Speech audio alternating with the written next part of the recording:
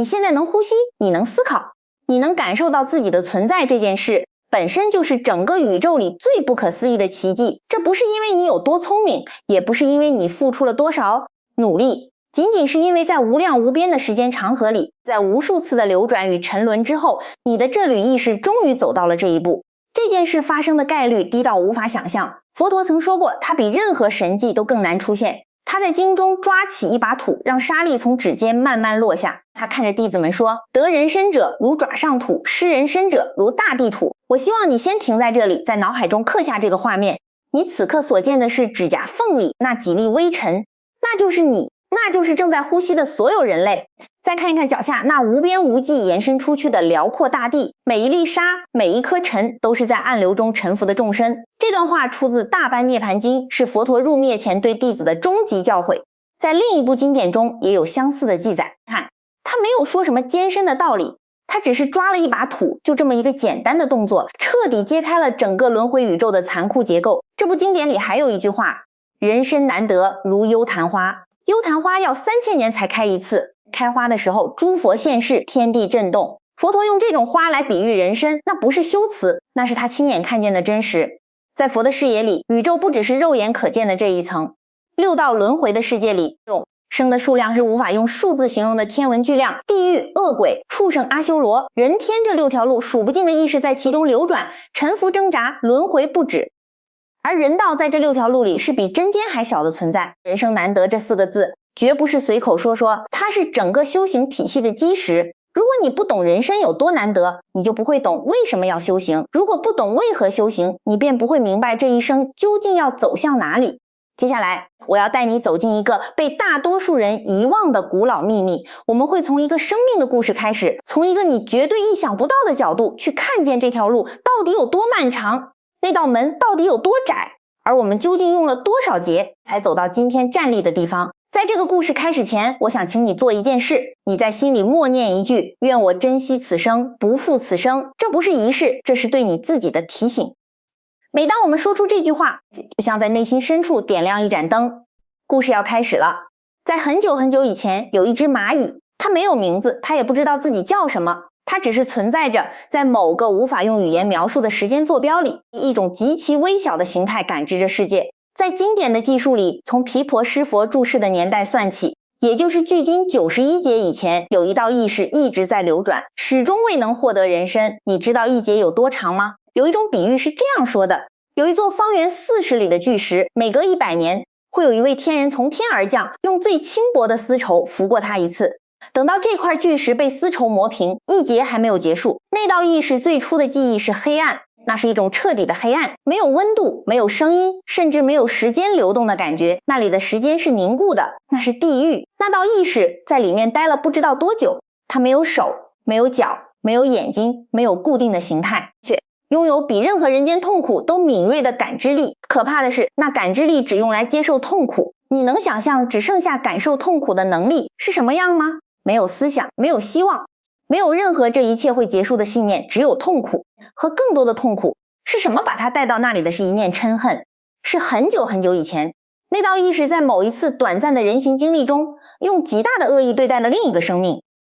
那个恶意并没有瞬间消散，它像种子落入意识的最深处，等待合适条件萌芽。条件成熟时，死亡来临。意识在业力的引导下坠入了那片黑暗。但地狱不是永恒的，佛说极重的恶业也有耗尽的时候。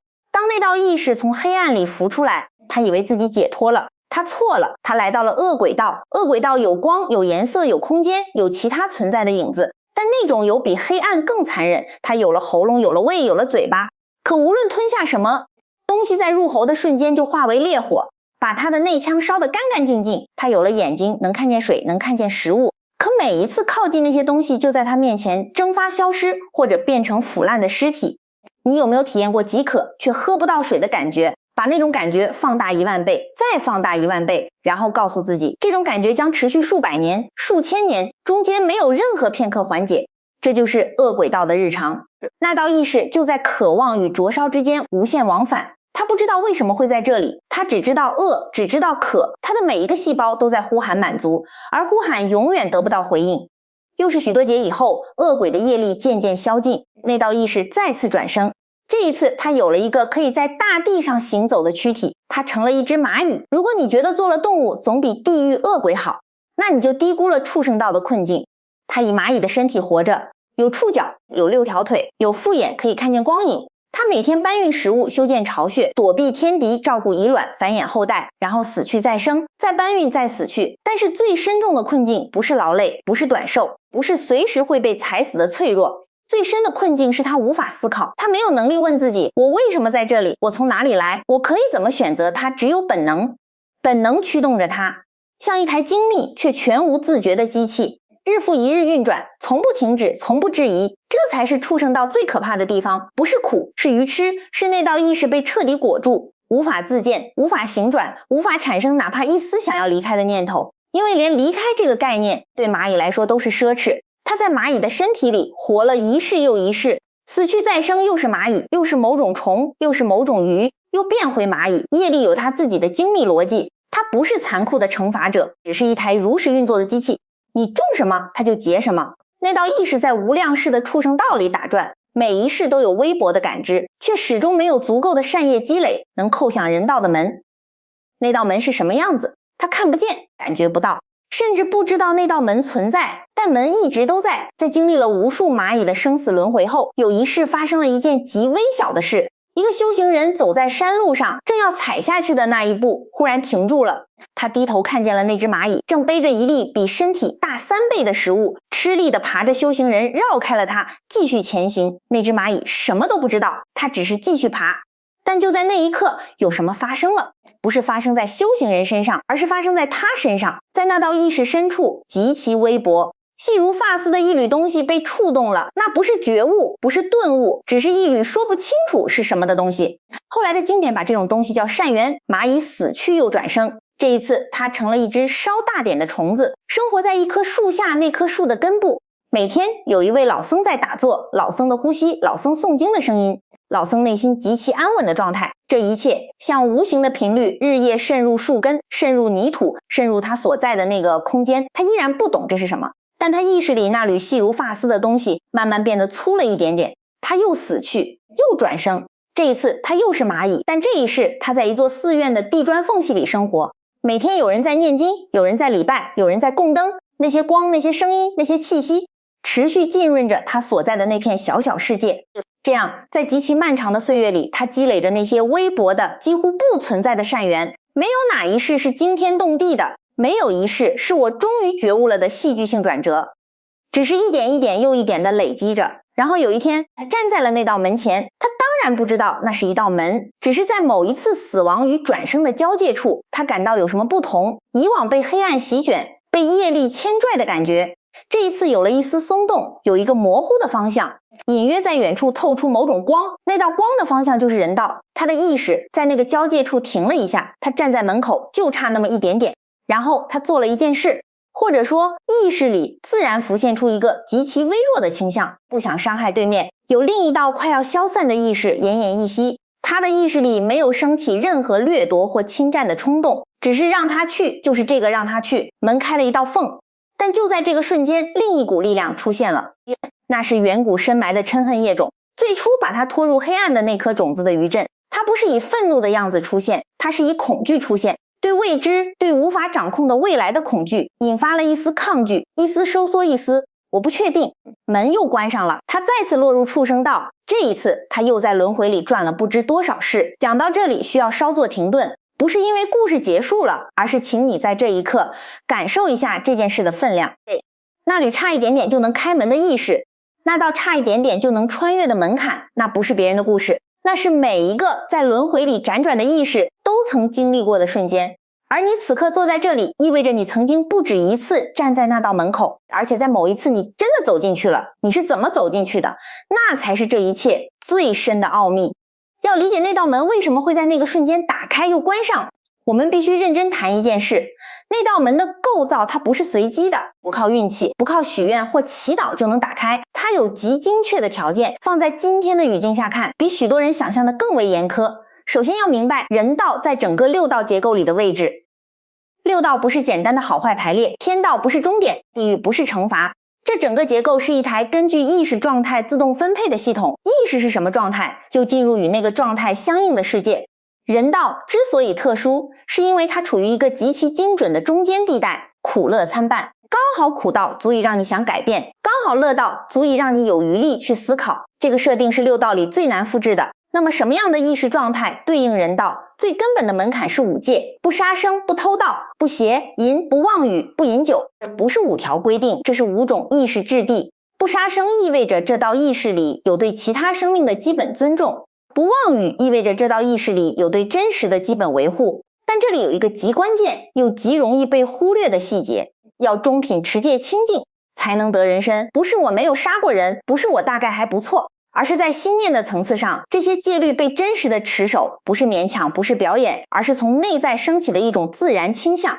这在轮回的大多数状态里几乎是不可能发生的。为什么？因为贪嗔痴是意识在轮回中的默认设定。贪是意识对更多的本能执着，要更多安全感，更多愉悦，更多掌控。嗔是意识遇到阻碍时的本能收缩与反击，痴是意识对自身真实处境的根本无明。在贪嗔痴驱动下，意识的每一个念头，每一个选择几乎都在不断造作着带有染污性的业。如同一个人在浑水里游泳，他不是故意把水弄浑，但他每动一下就自然搅起水底的沉积物。在这样的底层机制下，要持续稳定，在心念层次上持守5戒，要积累身口意3个层次的10种清净善业，所需要的意识质量绝对不是我努力一下就能做到的。这就是为什么佛陀说能持续持戒修善者意中无一，意中无一这4个字。我希望你认真感受一下，不是比较少，不是挺难的，是1/1，而且这个亿对应的不是人口，是整个6道众生的总量。这里我们需要打破一个几乎人人都有直觉性误解，你看到地球上有80亿人，所以觉得人很多，人生好像没那么难得。这种感觉来自我们只能看见当下这一层，这一世的人类。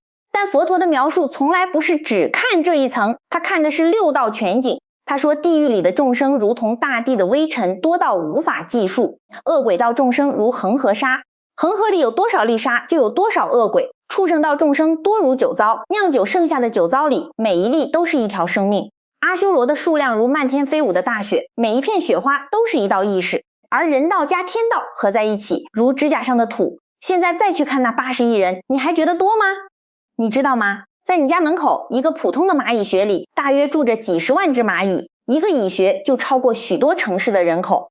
地球蚂蚁总数量估计超过2万兆，这只是蚂蚁，还没有算上其他昆虫、微生物、海洋生物。80亿人在那个数字面前，确实只是指甲上的那一点土。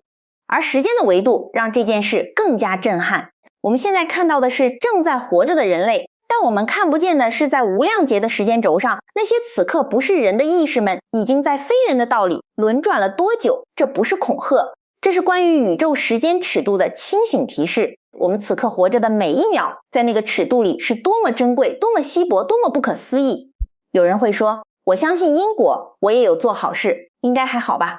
这里有一个非常容易被忽略的深层机制，善业的积累需要的不只是行为，还需要正见。正见是整个修行的眼睛，相信因果不是迷信，是对宇宙真实法则的如实认知。有正见的人在造作每个行为时是清醒的，是有方向的，而没有正见的人，即使偶尔做好事，那个善业的品质和稳定性也远远不如有正见者的日常之举。这就是为什么那只蚂蚁在寺院里吸收多年经生和善气，才开始有了一点点转化的迹象。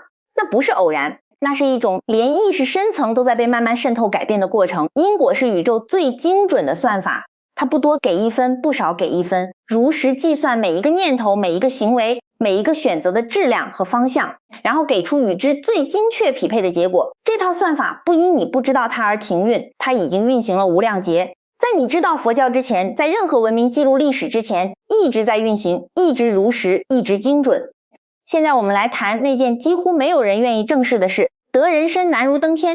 这已经很清楚了，但才说了一半，另一半是失人身比你得到它要容易无数倍。这种不对称是整件事里最让人心惊的部分。想想那只蚂蚁，它积累不知多少世的善缘，才在那道门前站定，才有那一丝缝隙的可能。然后就因为一瞬间的恐惧，一念的收缩，门又关上了。那一念不是大恶，不是残暴的杀戮，不是深重的罪行，只是恐惧，只是不确定，只是一种没有被化解的抓取，那就够了。这才是佛陀反复强调这件事的真正原因，不只是珍惜人身，而是要让我们看清一个极其冷静的事实，在你拥有这个身体的每一天，每一个念头，每一个选择，都在微微改变业力的天平。一句恶口不是轻飘飘说出去就没了，那个恶语在对方心里种下了什么，激起了什么，又引发了什么，都在这个精准系统里被完整记录。你当然不会因为骂一句人立刻堕入恶道，但那颗种子埋下去了。一念贪嗔也是一样，你有没有体验过那种感觉？明知不应该，但嗔恨的火一起，你完全控制不住。那个控制不住不是意外，那是业力的显现，是你过去无数世在同样的情绪模式里反复强化的结果。每一次被嗔恨带走，那个模式就又深一分。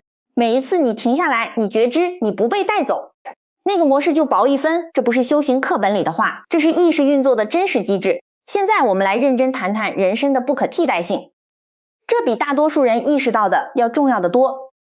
六道里为什么只有人能了脱生死？地狱众生苦到完全没有余力思考怎么出去，苦本身占满了一切，每一个当下都是绝对受苦，没有空间，没有缝隙，没有任何向内回望的可能。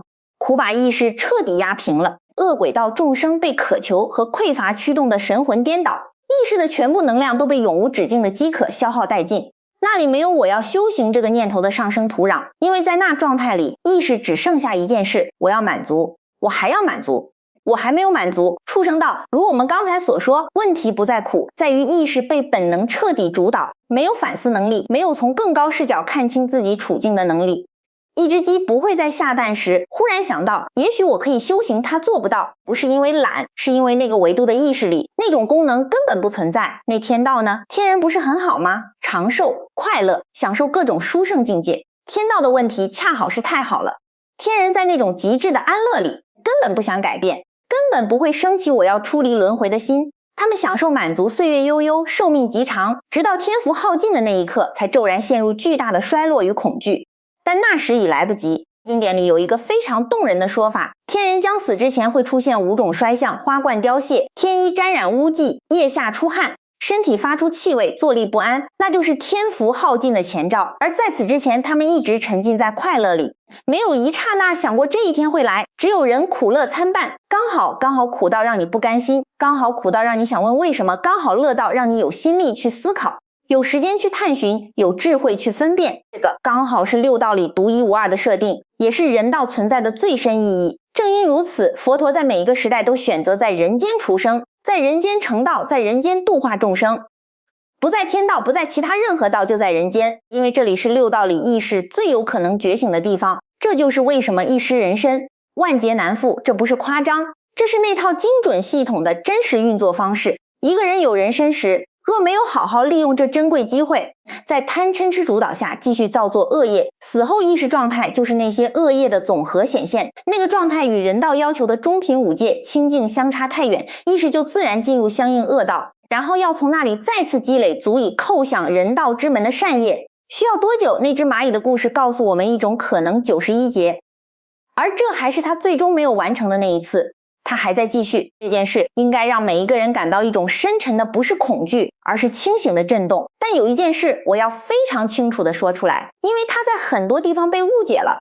谈人生难得，谈万劫难复，不是为了让你活在恐惧里，不是为了让你因一点过失就陷入深重自责，更不是用堕入恶道来威胁你做一个好人。他要说的是完全相反的方向，他要说的是你已经在这里了，你已经穿过了那道门，你已经站在这个六道里最难得、最殊胜、最有可能觉醒的地方。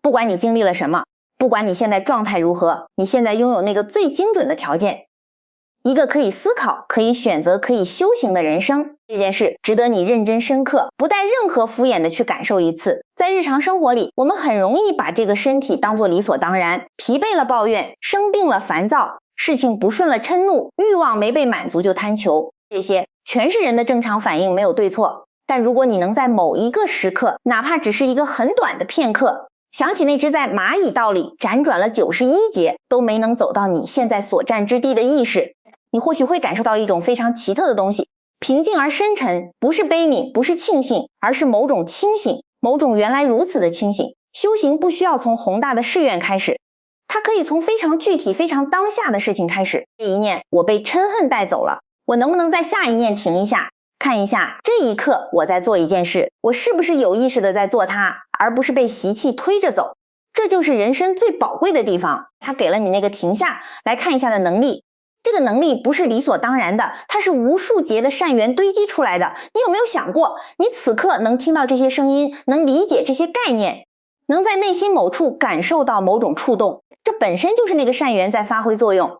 最后我想回到最初那个画面，佛陀站在那里，指甲上有一点土，脚下是无边无际的大地。他不是在宣判，不是在警告，不是说要小心要乖，否则会怎样，他是在让你看见一个事实，一个如果你真的看见了，就会自然从内心深处改变你和这一生关系的事实。你站在指甲上，你从大地的微尘里来到这里，这件事不轻巧，不廉价，不是随随便便就发生的，它的背后是难以用语言完整描述的漫长与艰辛。而现在此刻，你有一个人的身体，有一个可以思考的头脑，有一颗可以被触动的心，有一双可以做出选择的手，这是你拥有的一切，这也是你拥有的最多。怎么用它是你自己的事，没人能替你决定，没有任何力量会强迫你，就连宇宙最精准的因果算法也只是如实记录，不会替你选择，选择一直在你这里。如果今天这段内容在你心里留下了什么，我希望那不是恐惧，而是一种安静的、带着重量的清醒。在你放下手机或关掉屏幕之后，那种清醒还在提醒你，你此刻呼吸着这件事究竟意味着什么？我想问你一个问题，不用回答我，回答你自己。